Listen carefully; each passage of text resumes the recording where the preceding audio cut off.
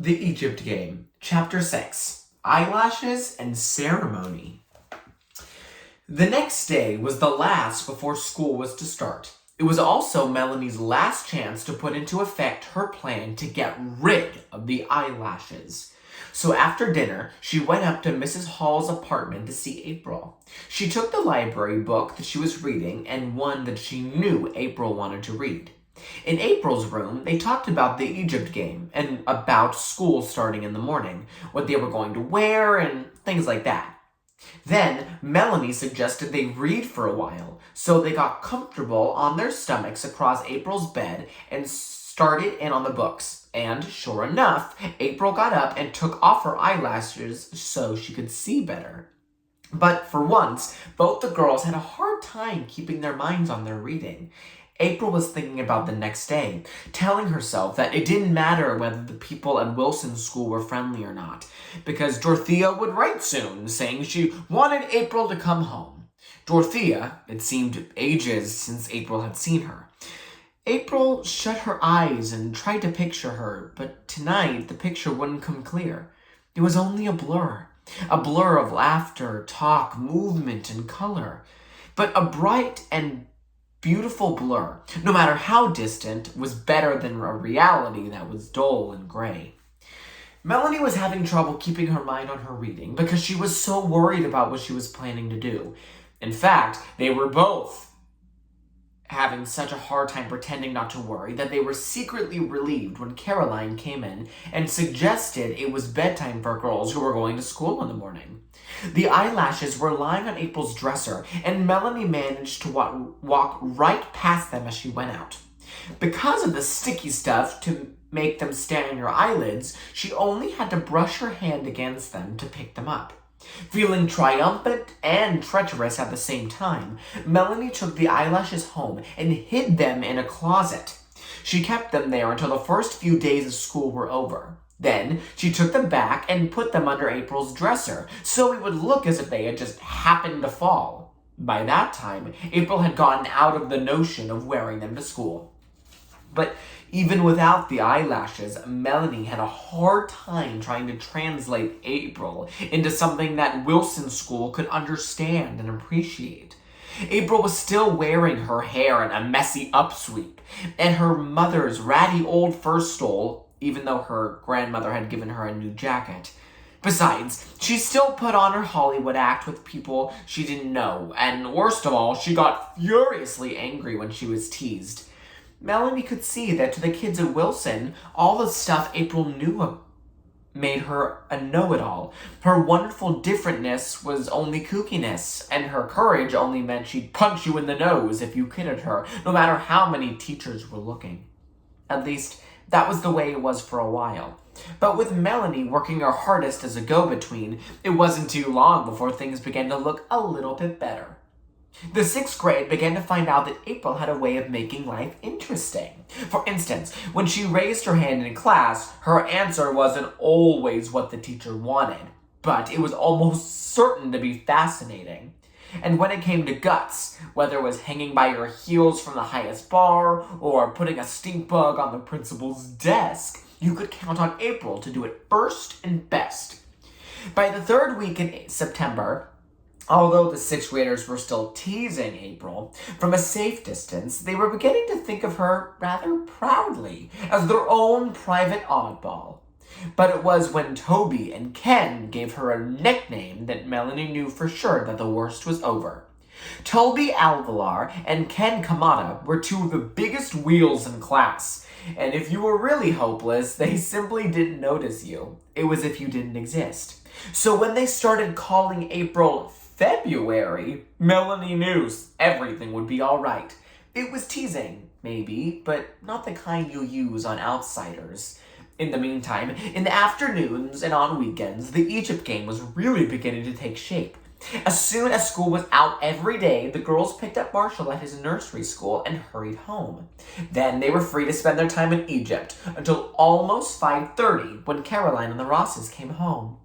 The lean-to temple now had 2 altars and 2 gods. The birdbath altar had been moved to the right side, while on the left was the altar of Set, the evil one. Set's altar was made from an egg crate covered by a piece of an old bedspread, and the god himself was a rather pear-shaped figure of dried mud. April and Melanie had looked and looked for a suitable set. For a while, they tried a Chinese kitchen god figurine from Schmidt's variety store, but he was all wrong, much too nice and pleasant looking. At last, they had to resort to making a set themselves, from some clayey mud from the Casa Rosada's dead flower garden. Except for his glowing eyes, which were made of glass buttons of a deep, fiery red, he didn't turn out particularly well. In fact, at first, he seemed rather laughable. But as time passed and the game progressed, Set's face hardened and cracked into a wicked leer, and it became clear that his strange, sunken, formless body was the very shape of evil. Dark and deep as the mud of the Nile, Set brooded lumpily through a mist of sandalwood incense, 99 cents at Schmidt's, over all kinds of mystic ceremonies, weird rites, and wicked plots. Opposite the altar of the wicked god stood the bird bath throne of the goddess of goodness. Of course, she was still represented by the plaster bust of Nefertiti, but as the game went on, she began to be called Isis most of the time, because she was a goddess and not just a queen. And since the pharaohs were supposed to be related to the gods, it really didn't matter if Isis and Nefertiti got a little bit confused. Whatever her name, what she stood for was always the same: love and beauty and every kind of perfection. There was always a great deal to do in the land of Egypt. Right at first, April and Melanie got terribly involved in composing and practicing rites and ceremonies for the two gods. The rituals were very complicated, and the correct order of processions, chants, prostrations, sprinklings with holy water, and sacrificial offerings had to be carefully written down so they would not be forgotten. At first, the records were on an ordinary notebook paper, but then Melanie, whose handwriting was the nicest, put it all down on onion skin paper rolled on pieces of an old fishing pole they found in the alley. Each page was glued on 2 pieces of pole so it could be rolled and unrolled like a papyrus scroll. Someday, they decided, they would do it all over in hieroglyphics when they found time to finish their hieroglyphic alphabet.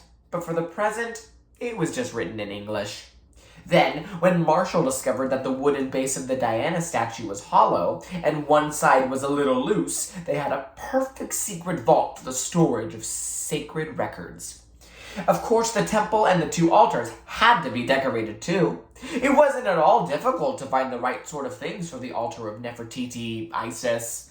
Flowers, candles, beads, pretty stones, blown glass figurines of birds and deer. In fact, anything beautiful seemed to suit the lovely goddess.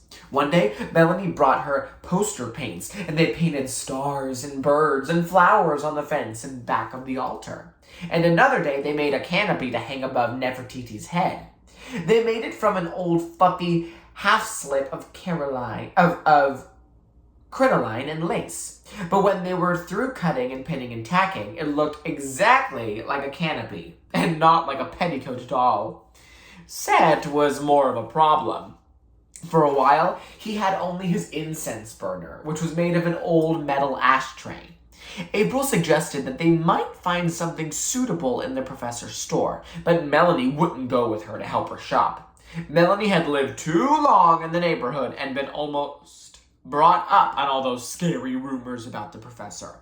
And besides, she said, what could they buy for 50 cents, which was about all they could scrape up at the time?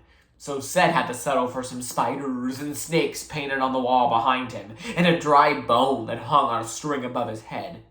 April had gone to the trouble of tricking an unfriendly dog out of the bone because it was so large and sinister looking, and it had just the right effect hanging there over the evil god, twisting and turning in the wind.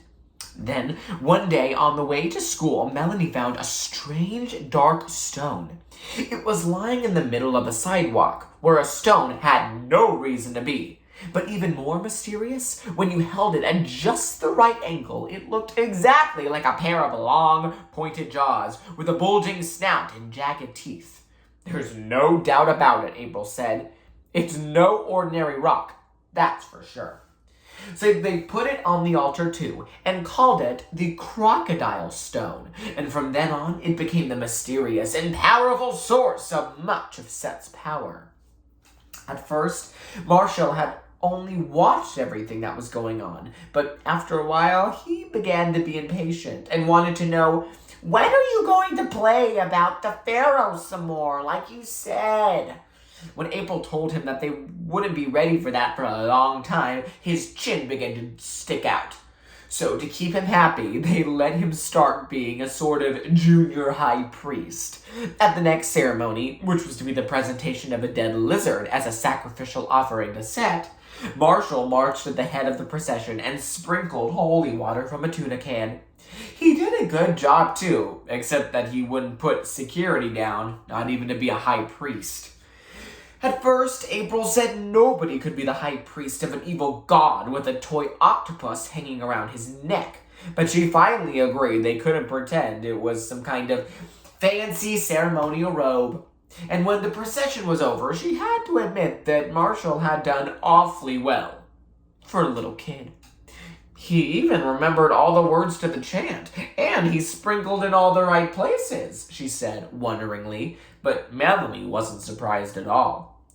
That's the way with Marshall, she said. He's been awfully grown up ever since about the time he started walking. That is, about everything except security. I guess he's not very grown up about that. Dad says the reason Marshall needs security is that he had such a hard time being a baby. Dad says being a baby offended Marshall's dignity. April shrugged. Yeah, I guess everybody has something they're not very grown up about, she said.